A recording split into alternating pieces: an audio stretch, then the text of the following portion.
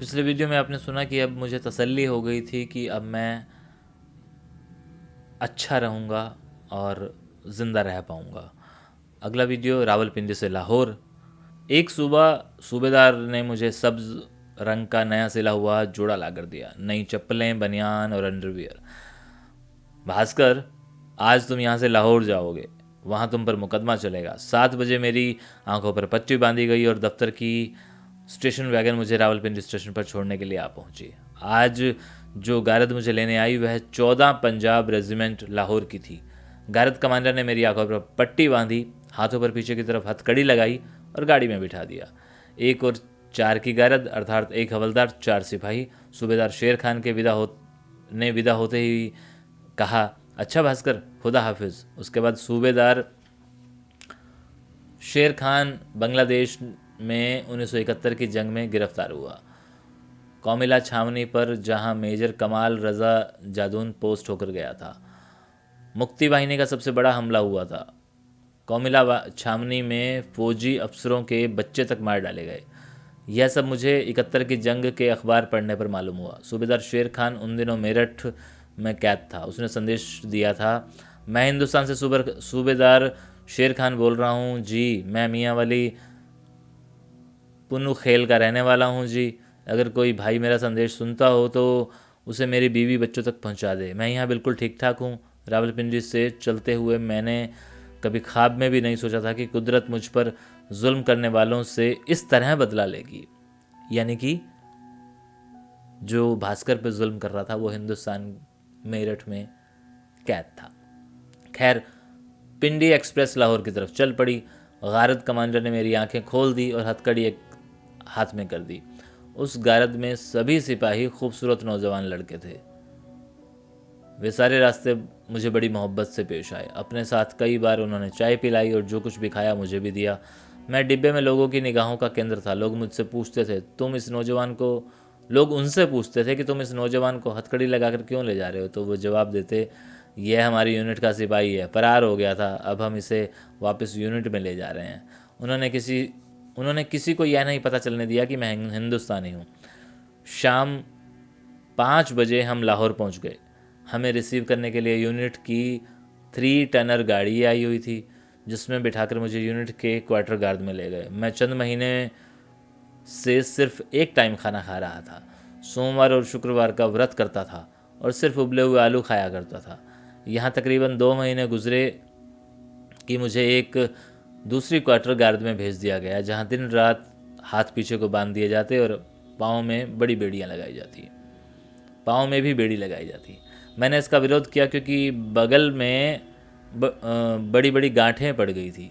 मैंने खाना खाना छोड़ दिया था, लिहाजा उनको मेरी हथकड़ी एक हाथ में करनी पड़ी। बेड़ी भी हटा दी गई। यह 13 पंजाब रेजिमेंट थी जो 65 की लड़ाई में डोगराई क्षेत्र में हथियार फेंक कर भागी थी। इसके बहुत से जवान मारे गए, इसलिए इस रेजिमेंट के जवानों का बर्ताव मेरे साथ ठीक नहीं था। हाँ, कानूनन वे मुझे हाथ नहीं लगा सकते थे। क्वार्टर गारद के सामने परेड ग्राउंड था। सुबह बिगुल बजते ही यूनिट के जवान परेड ग्राउंड में परेड के लिए आ जाते, तो मैं परेड देखा करता। फिर एक दिन यूनिट के सूबेदार सिकंदर सुल्तान ने मुझे बतलाया कि बहुत जल्द मेरा कोर्ट मार्शल होने वाला है। मुझ पर section 3 of the official secret act के तहत मुकदमा चलाया जाएगा। मैं हर रोज़ इस बात का इंतज़ार करता कि कब मुकदमा चले। एक रोज़ रात को सपना आया कि मुझे कुछ सिपाही एक मोटर में बिठाकर किसी ऐसी जगह छोड़ आए हैं जिसके चारों तरफ ऊंची ऊंची दीवारें हैं। मैं हड़बड़ाकर उठ बैठा। दिल बहुत परेशान था। डर रहा था कि कहीं अटक के किले में ना भेज दिया जाए। इस किले में जो हिंदुस्तानी जाता था वह फिर कभी बाहर नहीं आता। उसकी किस्मत में वहाँ का खाना और मरने पर मिट्टी का तेल छिड़क कर जला दिया जाता हो, यही उनकी किस्मत में लिखा होता था। ऐसे कैदियों पर 32 डिफेंस ऑफ पाकिस्तान रूल्स लगाया जाता, लेकिन मुझ पर तो 29 डिफेंस ऑफ पाकिस्तान रूल लगा दिया गया था। फिर भी इन लोगों का कुछ पता नहीं कब दफ़ा बदल कर मुझे वहाँ भेज दें। 10-11 बजे के करीब कोठरी का दरवाज़ा खुला और एक हवलदार तथा 4 सिपाही मेरे सामने खड़े थे। मैंने सोचा कि आज शायद अदालत लगेगी और मुझे उसमें पेश किया जाएगा, लेकिन उन्होंने मेरी पट्टी मेरी आंखों पर पट्टी बांधी, हथकड़ी लगाई और गाड़ी पर बिठाकर ले चले। गाड़ी लाहौर की रौनक भरी सड़कों के बीच गुजर रही थी। अचानक एक जगह गाड़ी रुकी, आंखों से पट्टी उतारी और मेरा दिल खुशी से झूम उठा, क्योंकि मैं शाही किला लाहौर में था। ऊंची दीवार वाला सपना सच हो गया और मेरे सामने इंस्पेक्टर दुर्रानी साहब बैठे थे, जो अब डीएसपी बन चुके थे। बड़ी मोहब्बत से पेश आए, हाथों से हथकड़ी उतरवा दी और कुर्सी पर बैठने के लिए कहा। बड़े प्यार से उसी तरह हालचाल पूछने लगे जैसे हम किसी बाहर से आए रिश्तेदार से पूछते हैं। एक ब्रेक कर लेता हूँ छोटा सा, गला सूख रहा है।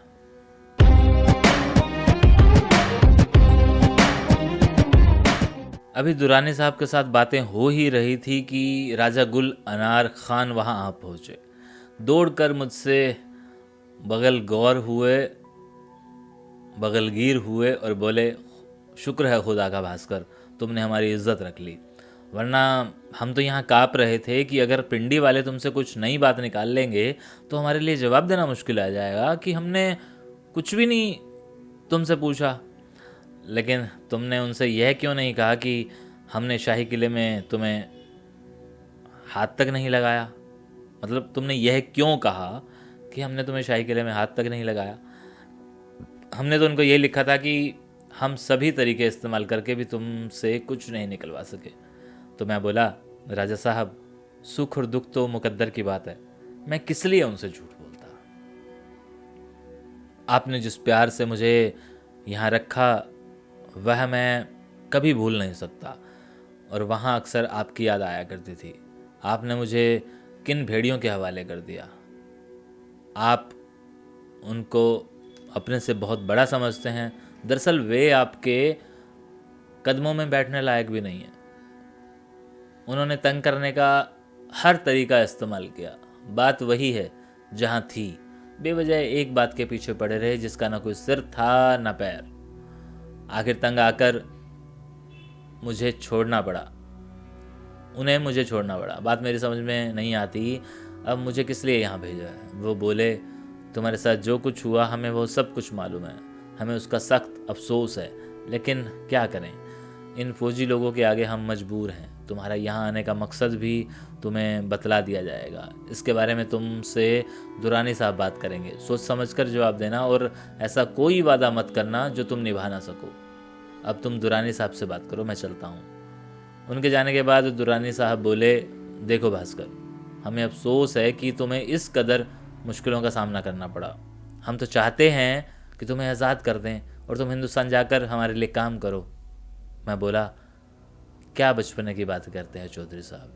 3 साल लगातार मुझे सताकर आज अचानक आपको मुझसे काम लेने का ख्याल आया। आपके लिए यह सोचना भी हिमाकत है कि मैं आपके लिए हिंदुस्तान जाकर काम करूंगा। अब अगर मैं आपका एतबार करूं तो मुझसे बड़ा बेवकूफ़ कोई नहीं। अगर आप मेरा एतबार करें तो यही बात आपके लिए भी सच है। तो वह बोला, देखो, बेवकूफ़ी की बात मत करो। हम तुम्हें एक मौका दे रहे हैं अपनी ज़िंदगी बचाने का, अपनी ज़िंदगी बनाने का। हिंदुस्तान वालों ने तो तुम्हारी ज़िंदगी ख़राब कर दी। अब अगर तुम लौट भी जाओ, जिसकी अभी 10-15 साल तक कोई उम्मीद नहीं, वो ही तुम्हें शक की निगाहों से देखेंगे। दूसरे, वे तुम्हें कोड़ी के मोल नहीं पूछेंगे। वे अफसर जिन्होंने तुम्हें भेजा है तुम्हें पहचानने से इनकार कर देंगे। तुम तो यहाँ आराम से बैठे जेल की रोटियाँ तोड़ रहे हो, वहाँ तुम्हारी बेबस माँ लोगों के बर्तन मांझ कर गुजारा चलाती है, और तुम्हारी बीवी नौकरानियों जैसी ज़िंदगी गुजार रही है। अपने बेटे की तरफ सोचो, जिसका अभी तक तुमने मुंह नहीं देखा। हम जेल से तुम्हारे फरार होने का नाटक रचेंगे, तुम्हारी फरारी की खबर अखबारों और रेडियो में देंगे। तुम्हें सिर्फ इतना करना है कि या तो किसी तरह ख़त लिखकर अपने माँ बाप को यहाँ बुला लो, या अपनी बहन या बीवी को। वह ज़मानत के तौर पर हमारे पास रहेंगे। हम उन्हें मेहमानों की तरह रखेंगे। जब तुम 5 साल तक हमारे लिए काम कर चुके होगे तो हम उन्हें वापस भेज देंगे। यह पढ़ते पढ़ते ना मैं क्यों इतना स्लो चल रहा हूँ, मेरे माइंड में वो सीन चल रहे हैं, फिल्म के बारे में सोच रहा हूँ। मैंने कहा, बहुत खूब दुर्रानी साहब, क्या ड्रामा रचा है। यह कौन जानता है कि यह फरारी का ड्रामा होगा या मौत का। आप मुझे फरार दिखाकर वहीं पर गोली भी मार सकते हैं। रही माँ बाप या बीवी या बहन को बुलाने की, तो उसके बारे में मेरा कहना यह है कि मेरी किस्मत में जो सुख दुख लिखा है वो मैं भोग रहा हूँ। मैं अपने किए की सज़ा उनको क्यों दूँ। मुझे आपका सुझाव बिल्कुल मंजूर नहीं। मेरा जवाब सुनकर वह झुलझुला उठे, बोले, देखो, ज़्यादा अक्लमंद बनने की कोशिश मत करो। सन 53 में कैद हुए जासूस अभी तक हमारी जेलों में सड़ रहे हैं। उनके माँ बाप को किसी ने पूछा तक नहीं। वे दाने दाने के मोहताज भिखमंगों की ज़िंदगी गुजार रहे हैं। अपने जवानों पर तरस खाओ और मेरी बात मान लो। मैं तुम्हारे भले के लिए कह रहा हूँ। अपना भला तो जो होना था वो हो चुका चौधरी साहब। अब तो बुरा ही बुरा है और मैं उसके लिए पूरी तरह तैयार हूँ। आप नाराज़ ना हो। मिटे हुए को मिटाने की कुछ परवाह नहीं होती। इसलिए आपका समझाना बेमानी है। मैंने जवाब दिया, ठीक है, फिर जैसी तुम्हारी मर्जी। तुम जैसा पढ़ा लिखा आदमी भी अनपढ़ों की तरह सलूक करेगा, इसकी मुझे उम्मीद न थी। जाओ, जाकर अपनी कोठरी में आराम करो। गारद मुझे मेरे कमरे में छोड़ आई और अब मुझे हाथी खाने में नहीं बल्कि गेट के करीब की कोठरियों में बंद कर दिया गया। इन कोठरियों में वही कैदी रखे जाते जिनकी तफ्तीश मुकम्मल हो चुकी हो। मेरी कोठरी में था खो सिंह वल्द फैजल सिंह। शाम ढले ही खो सिंह को मेरे साथ बंद कर दिया गया। उसके सारे जिस्म पर सलाखों के जलाए जाने के निशान थे। रात ढले जब मैं पूजा करने बैठा तो वह गुस्से से बोला, ओए बकवास बंद कर, दुनिया को नींद आई है, क्यों सोए हुए परमात्मा को तकलीफ देता है। यह अल्लाह की नगरी है, यहाँ तेरे परमात्मा की नहीं चलेगी। फिर वह बड़ी देर तक बड़बड़ाता रहा, कह रहा था कहाँ से मेरे साथ पंडित को बंद कर दिया गया। पहले साला मुसल्ला बनकर कट्टे खाता रहा, अब भगवान कृष्ण को याद कर रहा है। गऊओं का रखवाला यहाँ आकर क्या करेगा। चुपचाप सो जा और दूसरों को सोने दे। उसकी भयानक शक्ल और भयानक आवाज़ और बोलने के रंग ढंग से लगता था कि पागल हो गया है। मैं चुपचाप मन ही मन अपना पाठ करने लगा। खाना खाकर हटा तो वह संतरी से बोला, ओ दल्ली कौम के नमूने, सिगरेट लगवा। मैं सोचने लगा कि सिपाही उसे फिर निकाल कर मारेंगे, लेकिन ऐसा हुआ नहीं। वे लोग उसे मार मार कर तंग आ चुके थे। सिगरेट पीने के बाद वे फिर मुझसे बोला, क्यों भाई, जिंदा हो कि मर गए साले, कोई बात करो, क्या मनुष्यत फैला रखी है। मैं तो खुद बात करने को तरस रहा हूँ।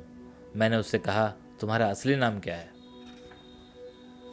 अबे ओ साले बामन की औलाद, मेरा एक हाथ पड़ा ना तो तेरा भेजा निकल जाएगा। मेरा नाम खो सिंह है और मेरे बाप का नाम फैजल। इससे ज़्यादा तो ये साले तक नहीं पूछे। तू कौन होता है पूछने वाला। खबरदार, जब तक मेरे साथ बंद है ज़ाती ज़िंदगी के बारे में बात भी नहीं करेगा। मैं सक पका कर रह गया। वह एकदम ठाका मारकर हंसा, बोला, अरे साले डर क्यों गया। देख, ना मैं तुझसे पूछूंगा कि तू यहाँ क्या करने आया है और ना तो मुझसे पूछना, इसी में भलाई है। तुझे 12 टानी शतरंज जैसा खेल खेलनी आती है। मैंने कहा हाँ। इस पर उसने घड़े का किनारा तोड़कर लकीरें खींचकर 12 टानी बनाई और खेल शुरू हो गया। वह साथ साथ बातें भी करता रहता और बोला, यह खेल शतरंज की बहन है और तू जानता है शतरंज बादशाहों का खेल है जिन्हें कोई काम नहीं होता, न नौकरी की चिंता न रोटी की। एक के बाद एक बाजी जमती चली जाती है। नौकर हैं, कोई खाना दे रहा है, कोई पानी भर रहा है, कोई हुक्का लगा रहा है। यही हाल हमारा है। यहाँ कोई काम नहीं। खानसामा खाना दे जाता है, बिश्ती पानी भर जाता है और संतरी साले गुलामों की तरह सिगरेट सुलगाते हैं। बेटा, इतने नौकर तो तुम्हें घर पर भी नसीब नहीं हुए होंगे। खो सिंह बहुत अच्छा कैरेक्टर है। फिक्शन। उसकी इस कल्पना पर मैं ठाका लगाकर हंस पड़ा और बड़ी देर तक हंसता रहा। दिल को बहलाने का गालिब बेख्याल अच्छा है। वह खेलने में बहुत माहिर था और हर बार मेरी बाजी मात हो जाती। उसको हराने की हसरत दिल में ही रह जाती। या तो मैं हार जाता या फिर बाजी बराबर हो जाती। इस तरह कितने ही दिन बीत गए कि एक शाम राजा साहब ने बताया कि मुझे मजिस्ट्रेट के सामने पेश किया जाना है, जहां मेरे दफ़ा 164 के बयान होंगे। उसके बाद मुझे कोट लखपत जेल लाहौर भेज दिया जाएगा। 27 नवंबर 1970 की सुबह मुझे हथकड़ी लगाई गई और एक वैन में बिठाकर लाहौर कचहरी first class magistrate Syed Mirza Javed Dastagir के सामने पेश किया गया। मेरे साथ राजा गुल अनार खान भी था। यह दफ़ा 164 के बयान हकीकी नहीं थे, महज एक ड्रामा था। जो कुछ राजा साहब को लिखना था लिख दिया और उसने मुझसे दस्तखत करवा लिए। शाम 5 बजे मुझे कोट लखपत जेल ले जाया गया। जेल की ड्योढ़ी से मुझे डिप्टी दरोगा सैयद काजमी ने रिसीव किया। राजा साहब ने मेरी बाबत सब कुछ बतला दिया। वह मुझे फांसी की कोठरियों में ले जाया गया, जहां लगभग 13 हिंदुस्तानी कैदी थे। मुझे भी बंद कर दिया गया। सबसे पहले मुझे भारतीय कैदी सोहनलाल मिला। मोहनलाल को सोहनलाल मिला। यह आदमपुर का रहने वाला था और 14 साल की सज़ा काट रहा था। उसके बाद चन्नन सिंह भुल्लर, यूनुस मसीह, जैकब मसीह, गुलजार सिंह और दूसरे हिंदुस्तानी कैदी। उन्होंने मुझे गले लगा लिया। मेरा हुलिया बिल्कुल ब्राह्मणों वाला था। घुटा हुआ सिर, लंबी चोटी, माथे पर हल्का सा तिलक और गले में माला। पंडितों की तरह धोती बांध रखी थी, कमीज पहननी छोड़ी हुई थी। सर्दी के दिन थे। उनसे मालूम हुआ कि वही करीब 12 नंबर बैरक में अमरीक सिंह भी कैद है।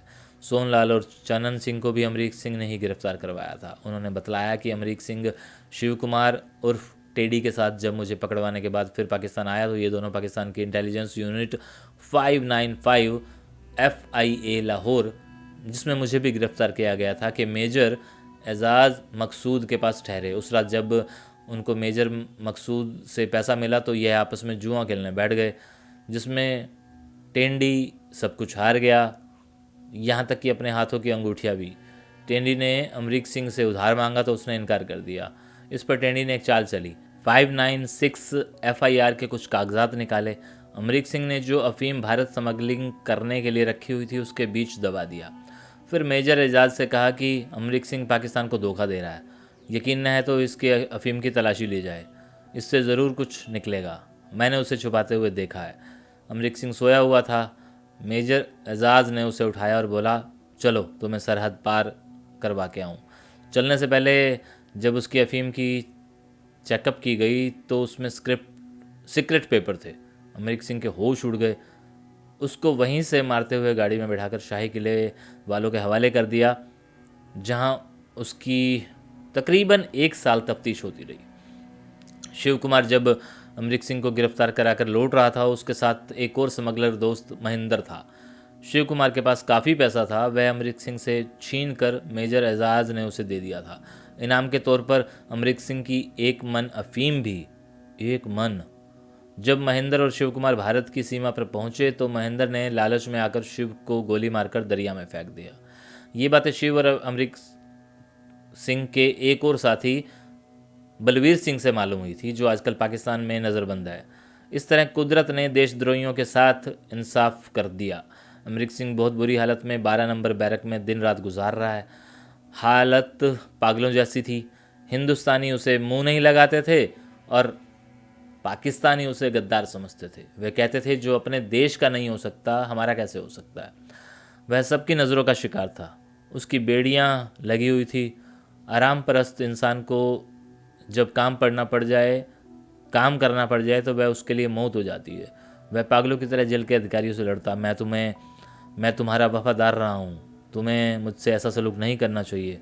जिस पर जेल वाले आकर उसे पीटते और कहते, तुम वफादार होते तो कभी जेल में ना आते, और हिंदुस्तान वालों को ही तुम बेवकूफ़ बना सकते हो, हमको नहीं। नज़रबंद हिंदुस्तानी कैदियों की चाय इकट्ठी बना करती थी। 12 नंबर बैरक में एक बार सोहनलाल के साथ मैं चाय लेने गया तो सोहनलाल ने मुझे इशारा करके बतलाया कि तुम्हारा यार अमरीक सिंह बैठा है। मैं उसे पहचान ही नहीं पाया। बड़ी हुई दाढ़ी, झुर्रीदार चेहरा, पहलवानों वाला जिस्म ढल गया था। वह मरे मरे हाथों से बान बट रहा था, यानी वाण जो चारपाई में लगाते हैं। उबलता हुआ चाय का पतीला मैं उतार कर चलने लगा। उसने मुझे सलाम किया। एक बार जी में आया कि उबलती हुई चाय उसके ऊपर गिरा दूँ। फिर सोचा, कुदरत जिसे सज़ा दे उसे इंसान को सज़ा देने का क्या हक है। क्यों ना कुदरत का तमाशा देखूं। हमारी बैरक उसकी बैरक के पीछे पड़ती थी और कई बार हमें अमरीक सिंह की चीखें सुनने को मिली। मशक्क़त उससे होती नहीं थी, इसलिए मार पड़ती थी। एक बार एक पागल ने उसके सिर में ईंट मार दी, लेकिन हम में से कोई उसका हाल पूछने तक नहीं गया। यूं लग रहा था उसके पाप उसके आगे आ रहे हैं। वह खुद मौत के लिए दुआएं मांगता था, लेकिन मौत उसे नहीं मिलती थी।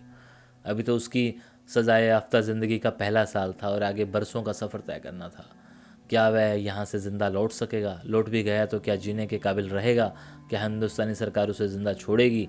यही ख्यालात उसे हर घड़ी पागल किए दे रहे थे। शिकारी अपने ही जाल में फड़फड़ा रहा था।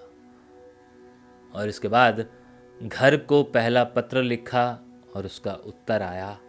ये एक नया मोड़ है जब मोहनलाल भास्कर अपने घर को याद करता है, यानी कि अब वो टोटल पॉजिटिव हो चुका है। यहाँ आकर उसे अपने हिंदुस्तानी दोस्त मिल चुके हैं और वो ये समझ चुका है कि जो हो रहा है ना वो ऊपर वाला कर रहा है। बस अगले वीडियो का इंतज़ार कीजिए। तब तक ये वीडियो उन्हें ज़रूर भेजिए जो आप ही की तरह सुनना पसंद करते हैं। शुक्रिया।